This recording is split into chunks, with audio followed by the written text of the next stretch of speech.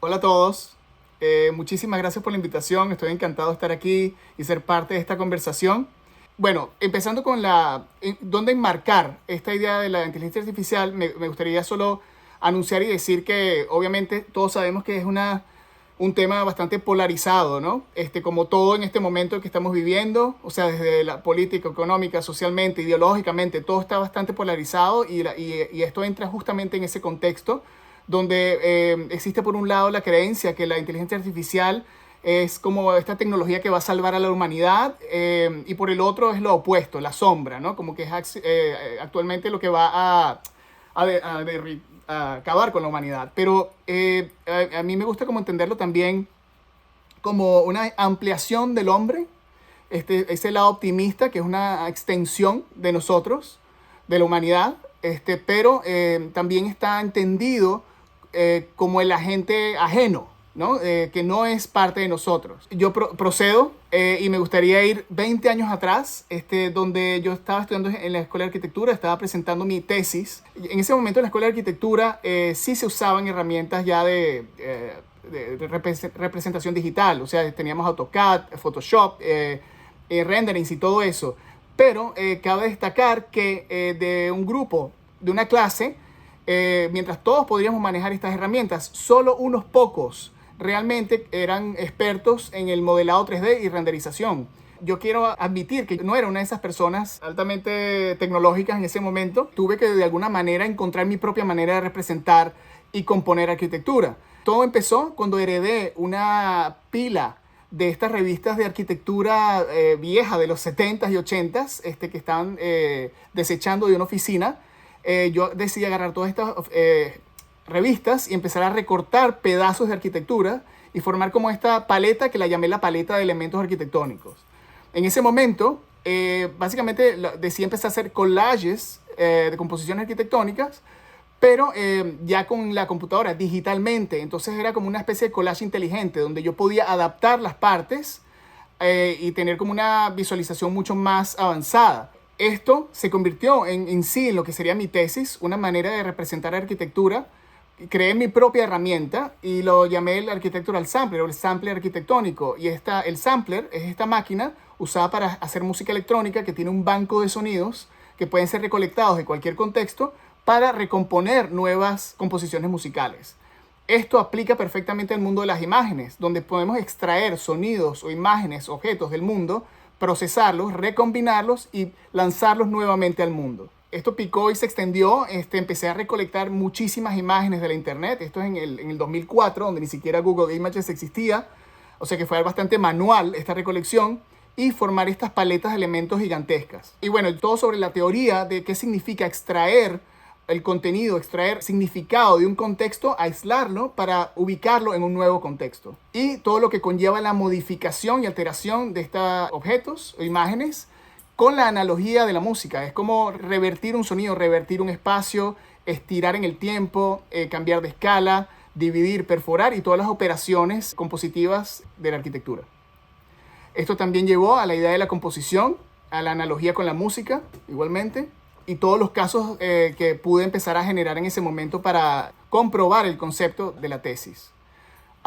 Esto se acaba en el 2005, hace 20 años, y justo a los 2 años posteriores sale el iPhone y yo empiezo a tomar fotografías absolutamente de todo lo que me rodea con el teléfono y empiezo a hacer libros con todas estas imágenes. Y bueno, he hecho libros de fotografías desde que sale el iPhone y lo uso de alguna manera como mi banco de imágenes. Pero también aprendí a usar herramientas de 3D. Y bueno, ya trabajando en oficinas de arquitectura, haciendo mis propios proyectos, me di cuenta que lo que estaba haciendo con el 3D era exactamente lo que estaba haciendo con la herramienta del collage. Sigo simplemente recomponiendo, haciendo híbridos arquitectónicos, agarrando objetos existentes y recombinándolos. Incluso hice toda una serie un poco nostálgica, con tantos años y estar en Venezuela, empecé como a recordar esa arquitectura que me rodeaba mientras vivía allá y hacer síntesis de edificios que de alguna manera tengo algún afecto, como estas reducciones, ¿no? Dentro del mínimo común múltiplo de la composición arquitectónica, o incluso la recombinación de esos objetos que todos conocemos de nuestro paisaje caraqueño. Bueno, y aquí presente una de las primeras síntesis o reducciones, el mínimo común múltiplo del edificio de la Escuela Carlos Raúl Villanueva, llevado a su mínima expresión y cómo eso también puede de alguna manera remezclarse y convertirse en algo nuevo. Y bueno, y otros temas de la UCB que también vinieron posteriormente, esa idea de reducir y remezclar. Luego, en el 2020, esto es hace 5 años, justamente vino el COVID, el coronavirus en el 2020, y todas las clases en la universidad tuvieron que transferirse a remotas, a clases a distancia. Para esto decidí hacer una herramienta para trabajar con los estudiantes a distancia, y es una herramienta que la llamé la máquina de conceptos automáticos. Esto era una herramienta tan simple como dar 4 parámetros aleatorios que cada estudiante pudiera de alguna manera pausar y tener una receta única de cuál usar para recomponer o crear ideas. Esto fue un poco revelador porque yo no estaba diciéndole a los estudiantes qué hacer, sino ellos encontraban su propio motivo para hacer por sí mismos. Y esto fue súper interesante porque de alguna manera rompían el hielo creativo y tenían esta libertad compositiva. Hubo resultados fantásticos, hicimos varios estudios usando esta herramienta y luego esa herramienta continuó evolucionando y ya no era un banco de imágenes, ahora era un banco de palabras, donde todas estas palabras se metían en este banco y formaban, en este caso, oraciones aleatorias, con cualidades de color, material, textura. Y para darles unas muestras, esto lo logré poner en un app, y esto es un ejemplo donde a la derecha tenemos como el prompt generado por la computadora y a la izquierda esta imagen no es generada por AI porque no existía en ese momento, esta imagen generada por el estudiante.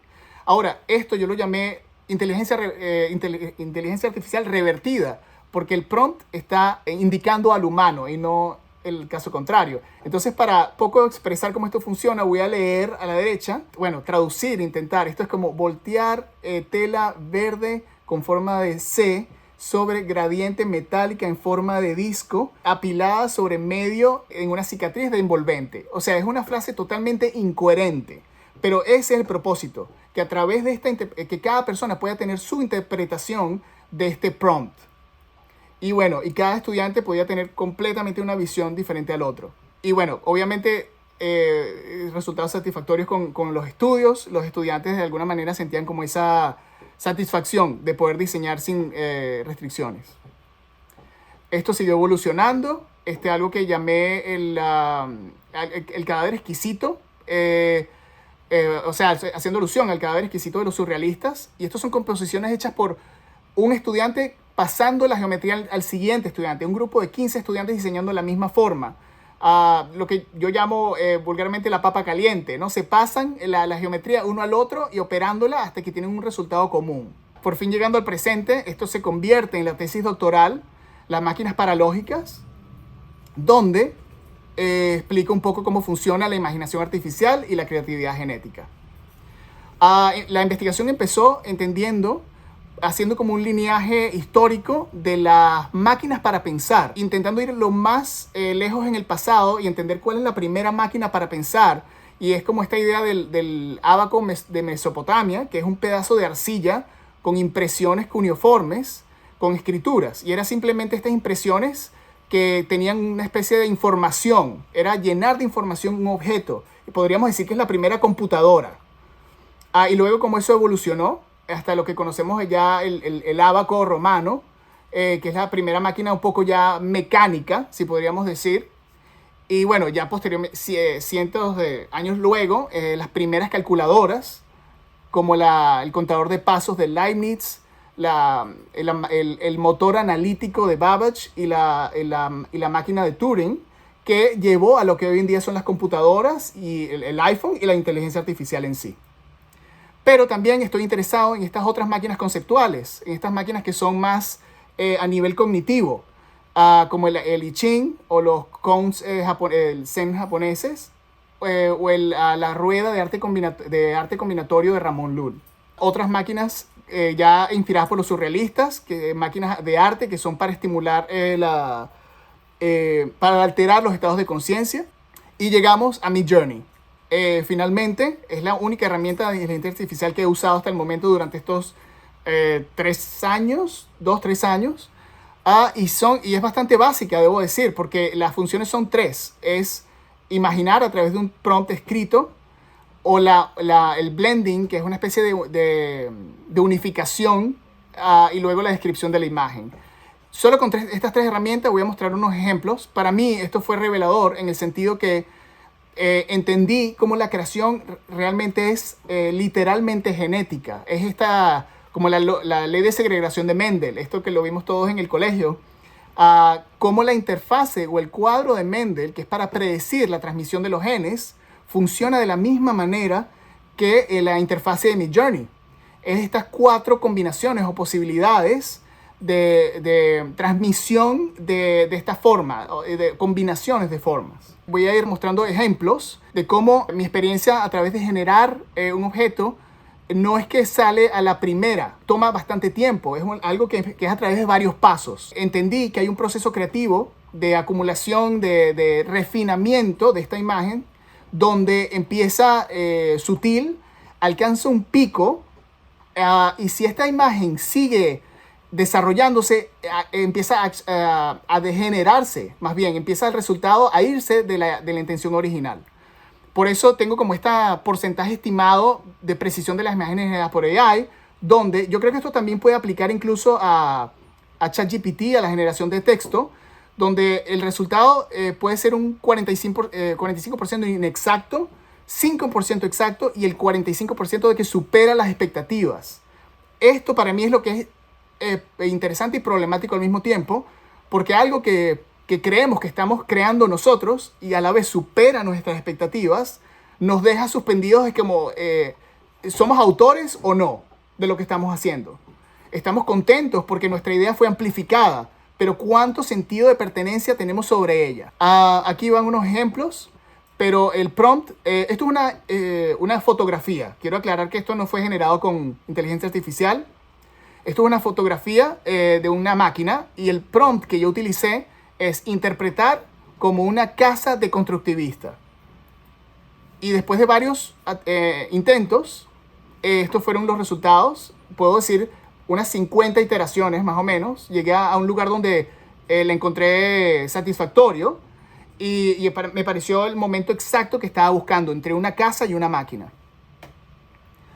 Usando la misma imagen para comparar manzanas con manzanas, usé esta imagen y el prompt fue cruzando a través y embolado sobre un barrio.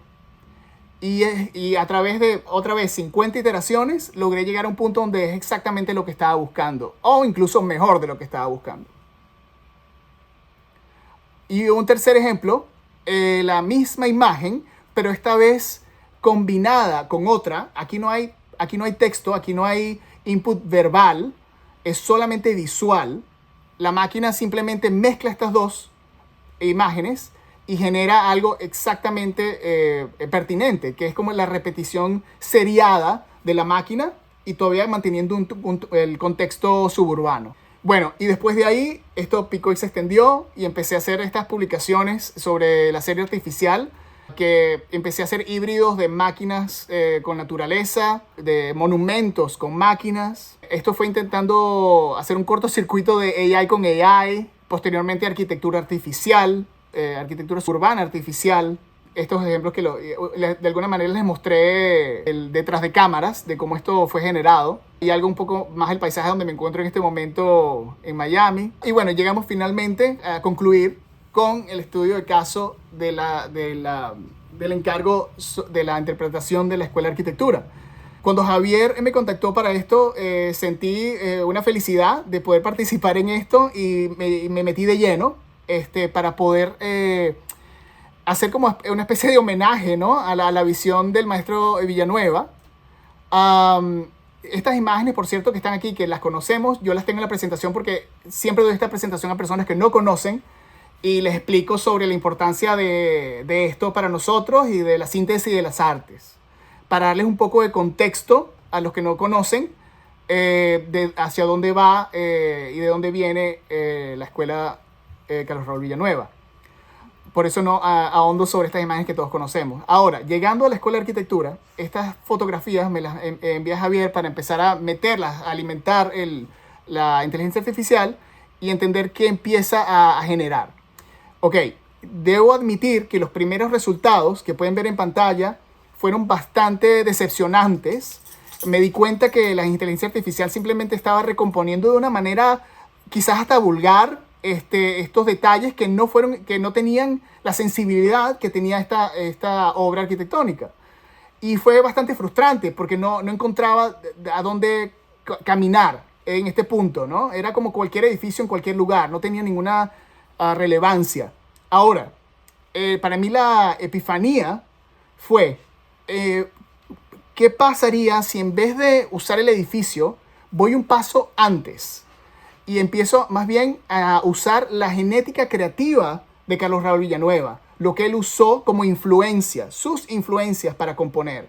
Y esta idea de la síntesis de las artes. Tenemos la arquitectura brutalista de Le Corbusier, pero también todos los artistas que él invitó a intervenir y a incorporar el arte en la ciudad universitaria. A partir de ese momento, los resultados cambiaron totalmente. Empecé más bien a tener luz nuevamente y el camino se extendió. Esto tuvo una potencia magnífica y generé básicamente un aproximado de como 400 imágenes en ese momento, de las cuales ya era casi imposible escoger cuáles eran las mejores para la publicación. Y bueno, a partir de ese punto lo llevamos mucho más allá, a entender como la extensión del edificio ya en un futuro improbable, donde la naturaleza de alguna manera reclama a la urbanización, a un punto donde para mí lo interesante de esta imagen es que ya ni siquiera podemos entender la genética de la imagen a este punto, ¿no? Y para mí eso es el futuro, es algo que no necesariamente nosotros deberíamos entender hoy en día. Y por eso pienso que esto fue como el pico de esa investigación. Y bueno, cerrando, los 5 dardos, 5 conceptos que he encontrado a través del estudio de estos años de doctorado. 5 conceptos que no son nuevos, pero definitivamente han estado bajo la superficie, a mi parecer. Son 5 conceptos que son para usar la máquina sin convertirnos en ella. Son 5 conceptos para preservar la creatividad humana ante la automatización. Son la disociación, la exaptación, el Einfühlung, que es un término alemán, la apofenia y el desconocimiento consciente. Disociación es el proceso mental por el cual dos marcos de referencia previamente inconexos se encuentran y generan una idea nueva. A diferencia de la asociación común, la disociación provoca un salto creativo al hacer colisionar lógicas o universos distintos, produciendo metáforas, descubrimientos o soluciones inesperadas. La exaptación, concepto originado en la biología evolutiva que describe cómo un rasgo desarrollado para una función termina cumpliendo otra distinta. En creatividad y diseño, la exaptación ocurre cuando una herramienta, concepto o tecnología se reutiliza de manera no prevista, revelando usos emergentes y no intencionales. El Einfühlung, empatía estética, es un término alemán que significa sentir desde dentro. Se refiere a la capacidad de proyectarse emocional o sensorialmente en un objeto, forma o ser para comprenderlo desde una experiencia encarnada.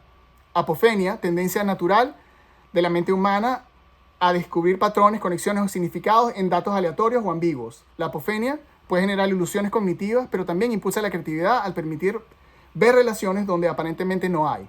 Y, finalmente, el unknowing, el desconocimiento consciente, es el acto deliberado de suspender certezas y abrirse a lo incierto. No es simplemente ignorancia, sino una práctica cognitiva y contemplativa que invita a soltar el saber previo para permitir la aparición de intuiciones, revelaciones o perspectivas nuevas. Muchísimas gracias. Bravo, Marcelo.